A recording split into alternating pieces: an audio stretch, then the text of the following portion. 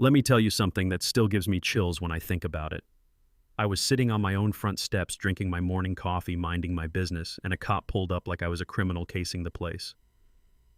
3 minutes later, he had a taser pointed at my chest. And the wildest part is, I owned the entire building he thought I didn't belong in. Yeah, that happened. Now, if you've ever had somebody look at you and decide your story before you even open your mouth, then you already know the feeling I'm talking about, that quiet burn in your chest, where you're not scared exactly, just tired of proving you deserve to exist where you already stand. It was a Tuesday morning in Chicago, one of those rare summer mornings when the air feels almost kind, not sticky yet, not loud, yet just soft enough that you think maybe the day might actually leave you alone. I was sitting on the third step of a limestone brownstone I'd spent 3 years restoring, and when I say restoring, I mean fighting city boards, historic commissions, contractors, inspectors, and about 1,000 headaches to bring that place back from the dead. That building wasn't just property to me, it was proof. Proof that a kid who grew up hearing, not for people like you, could grow up and buy the whole block if he worked hard enough. I had on a faded t-shirt, basketball shorts, house slippers, coffee in my hand, nothing flashy, nothing that screamed success, and across the street, Mrs. Gable was walking her golden retriever and waving like she always did. Normal morning, normal life. The kind of peace you don't realize is fragile until it breaks. I noticed the patrol SUV before it even stopped. You get a sense for that kind of thing after a lifetime of being watched a little closer than everyone else, and it slowed as it passed like the driver was trying to solve a puzzle. Then it rolled backward, parked engine off, door open, and out stepped Officer Greg Patterson. Young guy, maybe mid-20s, sunglasses on, posture stiff like he'd practiced it in a mirror. He looked at me the way some people look at stains on a shirt, confused why it's there already, annoyed it exists. He walked up, slow hand near his belt, and said, "Morning," but it wasn't a greeting, it was a test. I nodded once and said morning, and he pointed at the steps like they offended him and asked if I lived around here. I said I did. He chewed his cheek, didn't like that answer, wanted something softer, something nervous. So he tried again, asking if I lived around here or lived here, like the wording might trap me into confessing I didn't belong. I took a sip of coffee and said I was sitting here, wasn't I? And you could feel the air shift like a door just slammed somewhere you couldn't see. He stepped closer and told me there'd been reports of loitering and theft, and he needed to know my business at that address. And I almost laughed because it was 8 in the morning and the only thing I was stealing was caffeine from my mug. I told him I was on private property. He told me to show ID. I said no. He blinked like nobody had ever told him that before. "Excuse me," he said. I said no again. Calm, same tone you use when you tell somebody you don't want sugar in your coffee, because I hadn't committed a crime. Wasn't driving, wasn't doing anything except existing on stone I paid for. He smirked and said I was on private property, just not mine, and that he knew the owner, some older doctor he'd seen before. Now that part almost made me grin because the real owner had died years ago and I'd bought the place myself, but I didn't tell him that yet. I just said he should call that doctor and ask if I was allowed to sit there. That's when I saw it in his face. He was losing control of the story he'd already written in his head, and people like that don't like unfinished scripts. He grabbed his radio and called for backup, said he had a non-compliant subject, and I shook my head and told him he was making a mistake. He snapped at me not to call him son. I told him I hadn't called him anything. He ordered me to stand up, put the coffee down, hands visible. I told him I was going to finish my coffee and he was going to wait for his supervisor, because when that supervisor got there, he'd want someone else explaining this mess. By then, people were starting to notice Mrs. Gable stopped across the street, a jogger slowed, a delivery driver leaned out his window, phones started coming out, and instead of calming down, Patterson got louder, like an actor realizing he had an audience. He said he'd given me a lawful order and I needed to stand. I said I heard him, I was ignoring him, there's a difference. He stepped closer, invading my space, voice tight, saying if I didn't comply, he'd physically remove me from the steps.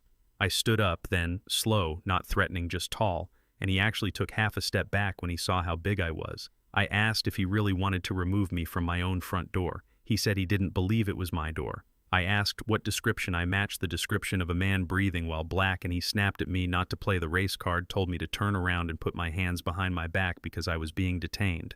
I said I wasn't turning around and he wasn't touching me. He reached for my arm anyway, and I shifted just enough so he couldn't grab me without tackling me. I told him to get his hands off me, calm but firm, and he barked into his radio that the subject was resisting. A window opened above us, and one of my tenants leaned out, a law professor, and she shouted down asking what he was doing. He told her to step away because it wasn't safe. She yelled back that I was her landlord and I lived there, and the crowd started murmuring, voices rising, people saying leave him alone. You could see the panic flicker in his jaw because the story he'd invented was falling apart. But instead of backing off, he doubled down, pulled his taser, and pointed it straight at my chest. I remember the little red dot trembling on my shirt. Remember the street going silent. Remember thinking how strange it was that a peaceful morning could tip toward violence in under 3 minutes. I looked at him and said if he fired that thing, he'd spend the rest of his life in court. Sirens were wailing somewhere in the distance when a black sedan came flying around the corner and stopped behind his cruiser, and out stepped my attorney, Harrison Cole, the kind of lawyer who can ruin your year just by clearing his throat. And right behind him came Captain Bill Henderson Patterson's commanding officer. The captain's voice hit like thunder, ordering him to holster the weapon, and Patterson froze, hands shaking, then shoved the taser back in place. Henderson walked right past him, came straight to me, apologized, asked if I was hurt, called me by name. Patterson's mouth dropped open. Harrison stepped forward and calmly asked the officer to state his probable cause for detaining his client on his own property clearly and for the record. Patterson stammered that I fit a description. Harrison asked what description. Patterson said I was sitting there and refused to identify myself. Harrison told him sitting wasn't a crime and Illinois wasn't a stop and identify state without reasonable suspicion. Captain Henderson ripped Patterson's name patch off his vest and ordered him to the car, relieved of duty on the spot. The crowd parted while phones followed him, and you could hear whispers, people saying he was finished, that he'd picked the wrong man. Within hours, the video was everywhere. Millions of views, commentators dissecting every second, and at the precinct, Patterson learned the city was considering firing him for cause and denying him legal protection because what he'd done might be ruled malicious. Harrison filed a federal civil rights lawsuit naming him personally, not just the department. I told Harrison I didn't want the taxpayers paying for it. I wanted accountability. I wanted his badge gone, his gun privileges gone, and a public apology he had to read himself. Patterson called me later, begging, voice shaking, saying he made a mistake, and I told him he didn't regret what he did. He regretted who he did it to. Then I hung up.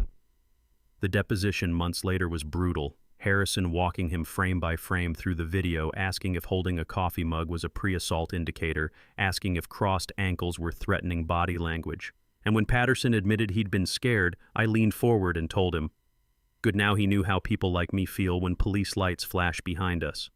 The jury took less than 4 hours to find him liable, false imprisonment, assault, civil rights violations, damages totaling $2.5 million. He lost his job, his pension, his reputation. Even his fiancée left after the verdict because she couldn't handle being tied to the man everyone recognized from that video. Months later, he couldn't find work anywhere because every background check led to that clip. Then 2 years passed and life moved on like it does, and I was overseeing a massive construction project on the waterfront, steel cranes, dust, heat like a furnace. One afternoon, a worker collapsed in the foundation pit, and a foreman started yelling at him to get up. And I heard the man's voice, cracked and hoarse but familiar, and I walked over and told him to look at me. He lifted his head, face hollow, eyes tired, and there he was, Greg Patterson, the same officer who once pointed a taser at me, now covered in dirt, shaking from exhaustion. He whispered, he didn't know it was my sight, said he just needed the hours, told me half his pay was being garnished, and nobody would hire him. I looked at him for a long moment, remembering that morning, remembering the red dot on my chest, and I told him he'd abused power because he thought he could, that if I'd been just another guy, he might have ruined my life. Then I pointed to the deepest, hottest part of the construction pit and said he was going to stay and work there directly for me. Minimum wage, hardest rotations, building the community center library for kids who looked like me. He stared like he couldn't believe it, then nodded, tears cutting lines through the dust on his face. Said he'd do anything. I told him not to thank me, just get to work. And as I walked away, I watched him hoist a bundle of steel onto his shoulder, struggling, but moving one step at a time. That was the moment it really hit me. Justice doesn't always look like revenge. Sometimes it looks like consequence. Sometimes it looks like sweat. Sometimes it looks like a man rebuilding himself brick by brick because he doesn't have another choice. Now here's what I want to know from you honestly. Was that mercy, or was that the harshest punishment he could have gotten? Tell me what you think. Tell me if you've ever witnessed something like this. Tell me where you stand on power, bias, and accountability. Because stories like this don't end when the verdict's read. They end when people decide what justice should actually look like. So drop your thoughts below and let's talk about it.